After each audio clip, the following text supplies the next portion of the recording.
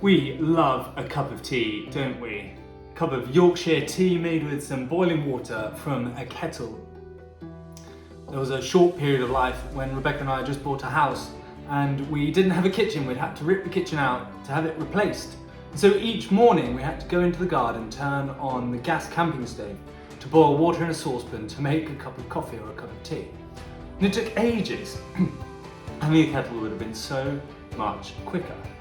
Because you need the water to boil to have a decent cup of tea. Have you ever made a cup of tea with unboiled water? Or even worse, if you've come back to a cup of tea much later in the day and it has gone cold, it's tepid, it's just nasty, isn't it? You don't want a cold cup of tea unless it's iced tea, in which case you do want it to be cold. You wouldn't want that to be warm.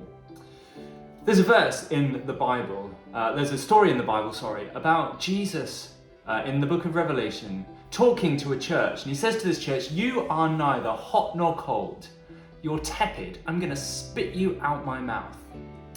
Jesus is saying to this church, look, I would rather that you either weren't interested in me at all or were absolutely on fire for me. It's this tepid, this kind of like, not bothered, but kind of interested, that Jesus can't deal with, he doesn't like. It's like, that's like a cup of tea. You don't want tepid tea.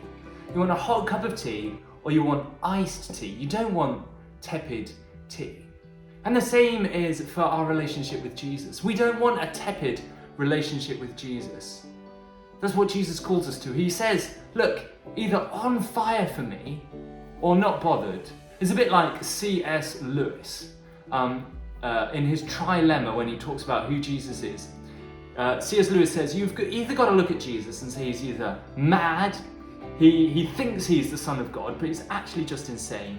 He's bad, he knows he's not the Son of God, but he's telling everybody it and he's trying to trick them. Or he is God. The only thing you can't do with Jesus is to not be bothered by him.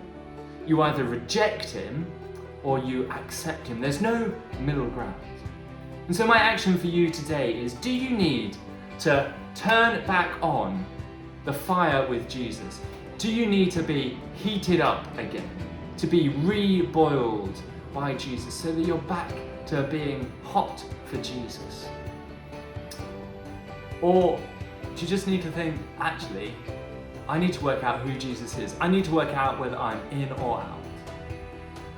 So ask God to turn the heat up once more, or work out who you really think Jesus is.